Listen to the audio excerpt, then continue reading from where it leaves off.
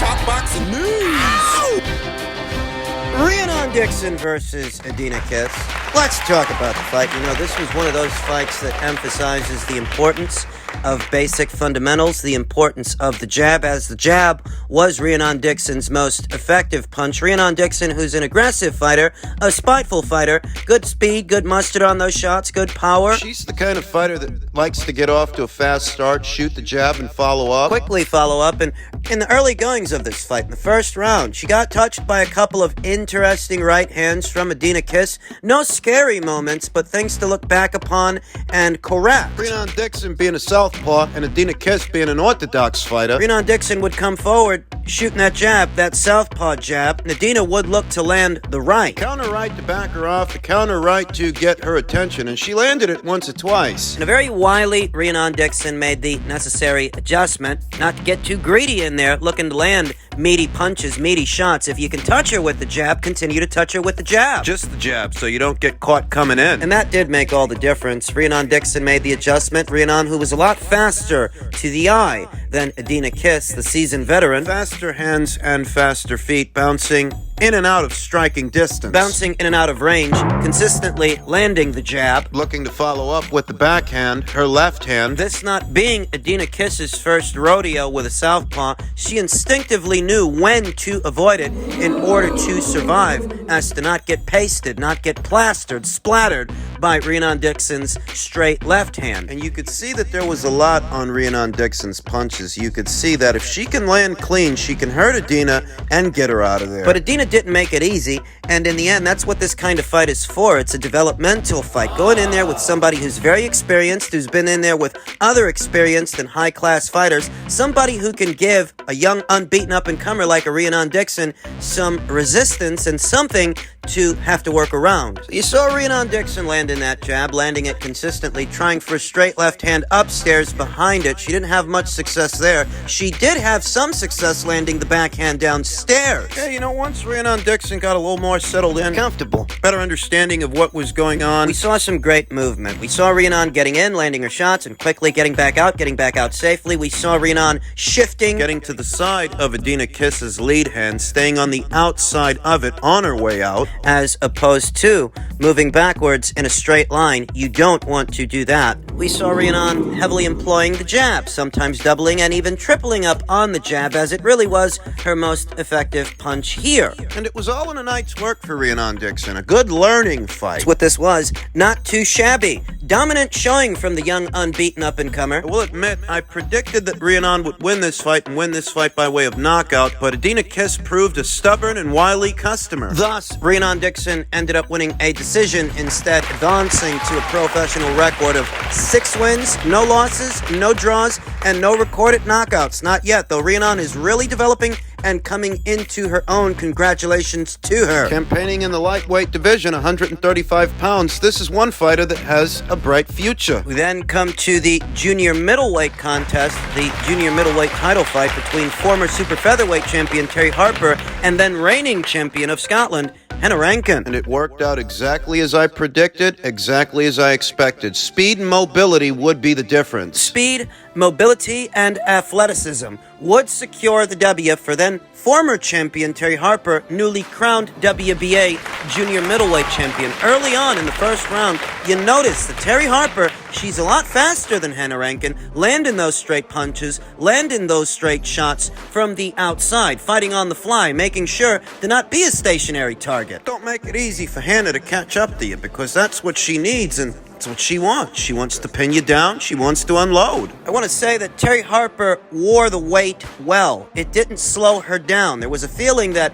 Terry Harper making such a broad leap from 135 pounds all the way up to junior middleweight, added weight, might slow her down and take something off her speed. That didn't appear to be the case. No, she was lightning fast, sharp. Looking the part and looking the part early, landing straight shots from the outside. Short hooks, short punches, whilst changing levels mid-range to inside. Terry Harper effectively reminded the world that she's a world-class fighter, a quality operator, landing 2 and 3 punch combinations, judging the distance well, and capitalizing when the window of opportunity was there, beating Hannah Rankin to the punch. Terry Harper drew blood early, opened up a cut over Hannah Rankin's left eye in the second round. That was off a right hand, shooting the straight 1-2, judging the distance well, and knowing when to let him go. That proved to be a very effective combination for Terry Harper as she made herself a moving target, very tricky, very elusive mid-range to inside, and effective from the outside, shooting the jab right hand and landing it often. It's the funniest thing because Terry Harper really was the naturally smaller fighter here. She was the naturally smaller fighter moving up in weight, but she's got a big enough frame, enough length, and enough reach that she was not only able to carry the weight well, but she had a speed advantage. She didn't need to be close to Hannah Rankin to touch her with punches, to touch her with straight shots, and she was fast enough on her feet to be elusive and fast enough with those hands to land combinations and get out safely. she never looked out of place at any moment in this fight, campaigning as a junior middleweight. And that was the story of the fight. Terry was just too athletic, too light on her feet, and too fast for Hannah Rankin, who was always just a step behind the challenger. I think Hannah's best round was arguably the 7th round, where she landed a really interesting right hand, though she ended up eating an even more interesting right hand at the finish, at the end of the 7th round. Though if you were going to give Hannah a round in this thing, it would be the 7th. It was more of the same in the 8th, 9th, and 10th and final round. Terry Harper was just too much. Too athletic, too mobile, and too fast for Hannah Rankin, and Terry Harper is now this division's newly crowned WBA and IBO champion. Terry Harper has amassed a very respectable resume over the years. Obanov, Thanders, WBC champion Eva Wahlstrom, and now WBA champion Hannah Rankin. The Belter is back with a vengeance. Congratulations to Steffi Bull and Terry Harper for a signature fight, a signature performance. We now turn our attention to the top-ranked card. Shakur Stevenson versus Robson Conceicao. Let's talk about the fight.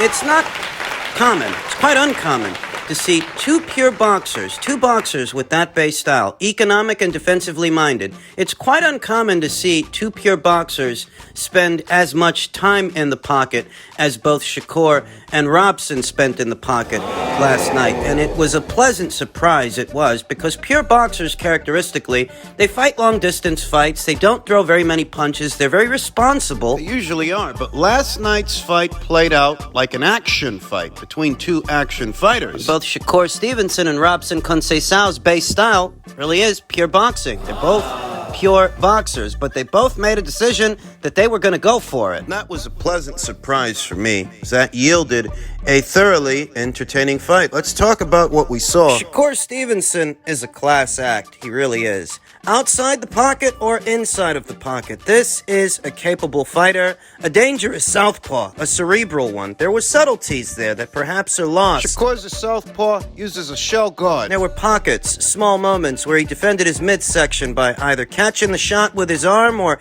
angling that torso to where the body shot might sail around him. Sail around the back. It wouldn't land flush. Very nice defensive highlights from Shakur whenever he did have to protect his midsection. Well, in truth, Shakur Stevenson spent more time going to Robson's midsection than Robson spent going to Shakur's. Shakur Stevenson handled himself well. Shakur Stevenson, the southpaw, Robson Conceicao, the orthodox fighter. More often than not, when I was watching these boys' feet throughout the course of the match, Shakur Stevenson had lead foot advantage, which is expected of any capable southpaw, any crafty southpaw, keeping that lead right foot on the outside of the orthodox fighter's lead left foot, as to give you optimal positioning to land punches, to land shots. And avoid them, staying on the outside of the jab. The orthodox jab, and being able to roll the right hand whenever Robson decided to bring it over. By maintaining lead foot advantage and staying on the outside of Robson's orthodox jab, Shakur Stevenson was able to stay with the guy, stay on top of the guy, pressure the guy while being defensively responsible at the same time, as the pure boxer's year mark is defense after all. And we definitely saw one or two of those year marks yesterday. You know, both boys were only throwing one or two shots at a time. It's yet another year mark for the pure boxer. They're generally not combination punchers that'll string 3 and 4, 5 punches together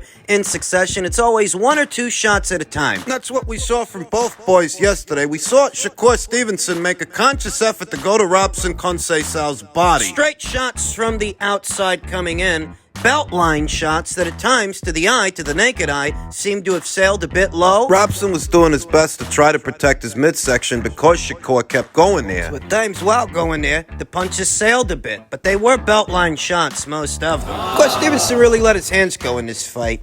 And I appreciated that because a lot of pure boxers have a minimalist approach to boxing. Safety first, sticking and moving, staying on the outside, not wanting to take chances. Where it seems that Shakur, he felt the best of what Robson Conceicao had, felt his power, and decided he could take a few He risks. could afford to take a few risks with Robson Conceicao because he doesn't hit that hard. In truth, I think that Robson was of a similar mindset, as both of these boys have a common opponent in Oscar Valdez, and both of them, more or less, they fought him the same way. They gave his power enough respect that they didn't spend too much time in the pocket with him. They spent more time in the pocket with each other than they did with Oscar. And that's because they're both cerebral boxers. If you want to take the guy's power away, make him move. Don't let him set his feet. You don't stay in one spot. You don't stay in one spot. You fight on the fly, fight on the balls of your feet, keep the guy moving, wear down his energy reserves, and walk him into punches. Yeah, when they're dealing with a power guy, dealing with each other, neither Shakur or Robson have heavy hands. They're not big on power, either of them, so they could take chances with each other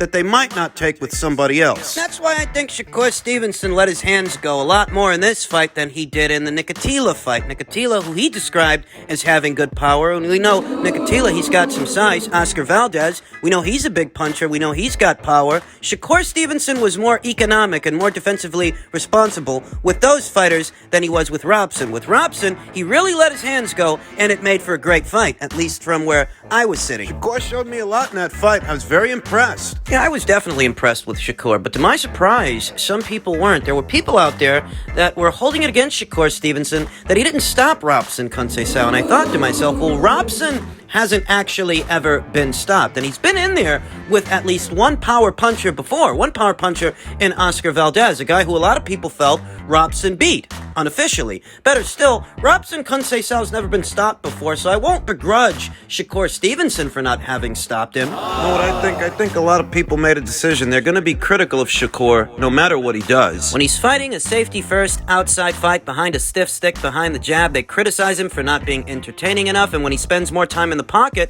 when he spends more time on the front foot laying into the guy, they criticize him for that, for not delivering a knockout, even though he's not a knockout merchant. Personally, I was thoroughly entertained by the fight. It was more action than I expected from two pure boxers. You don't really expect two pure boxers, two characteristically safety-first, defensively responsible fighters to spend as much time in the pocket as both Shakur and Robson spent in the pocket. So it was really something, a pleasant surprise for me, and a dominant showing from Shakur Stevenson. Congratulations to him, who is set to move up in weight beyond this Robson Conceicao fight. This was his last fight, according to Shakur, his last fight as a super featherweight.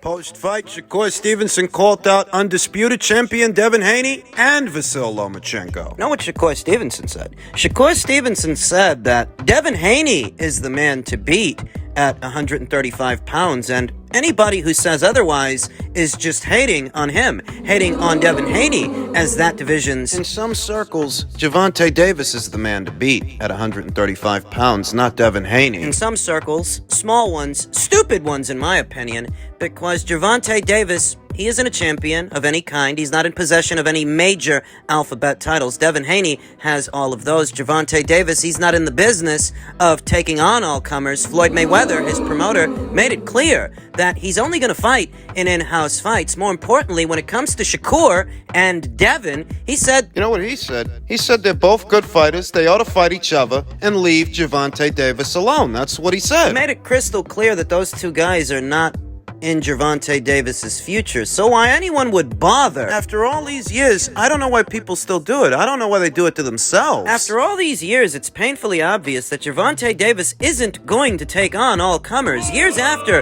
the rivalry with Tevin Farmer dissipated, years after Vasyl Lomachenko never got around to fighting that guy either. All these years later, people still think he's in the conversation with some of these other kids, and he's not. Listen, he didn't fight Tevin Farmer. He didn't fight Vasyl Lomachenko, and he's not going to fight Devin Haney. He's not going to fight Shakur Stevenson. Wake up and smell a coffee already. You like Gervonta Davis? You like him so much you can fucking love him. But one thing he's not going to do is fight those fighters. So there's no point in attaching his name to theirs or their names to his. I actually found it refreshing that Shakur Stevenson did call out Devin Haney and he did call out Vasyl Lomachenko, but he didn't call out Gervonta Davis. Why do it? What's the fucking point? It's not going to result in a fight. He's not going to fight you. He's going to stay on his side of the street. He's going to stay on PBC Island and fight whoever they conjure up for him to fight. That's the way that's going to go. A Shakur Stevenson versus Devin Haney fight, however. Shakur Stevenson called him out. He wants a shot at all those belts. In truth,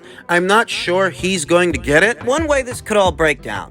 You know, Devin Haney, he goes in there very soon with George Kambosos Jr. for the second time, beats him for the second time, and potentially next year takes on Vasyl Lomachenko in a big pay-per-view. That's one way it could break down. We know Vasyl Lomachenko, he's going to be returning to action very soon against Jermaine Ortiz if he makes it through him. Maybe he fights Devin after that. Maybe he fights Devin next year for the undisputed crown. Maybe, or maybe not. Maybe Devin decides after beating George Kambosos Jr. for the second time that he's done all he's needed to do at lightweight, and he's going to move up to 140 pounds, at which point all the belts will go vacant. Vasyl Lomachenko would presumably end up picking up one of them. And when he does, maybe he'll defend that belt against Shakur Stevenson, who's all but done at 130 pounds, and he's en route to 135 pounds. I will admit that I'd prefer that Devin Haney be on the Kambosos rematch. I would prefer that he stay at 135 pounds and settle up with Vasyl Lomachenko, as there is a bit of backstory there. There does seem to be a bit of unfinished business between those two. I'd like to see them hash it out. I would like to see them finally share the ring. But because Devin Haney has the option of moving up in weight and getting his feet wet at 140, moving towards a Teofimo Lopez fight, which is also an equally attractive fight, an equally appealing fight, there's a question mark as to whether or not Devin will stay at 135 pounds beyond the Kambosos rematch. The bottom line is these kids got options, and they don't need to waste time calling out Gervonta Davis. He's not going to fight them anyway. And neither Devin Haney or Shakur Stevenson are about to starve because they can't land a Gervonta Davis fight. They seem to be doing just fine without him.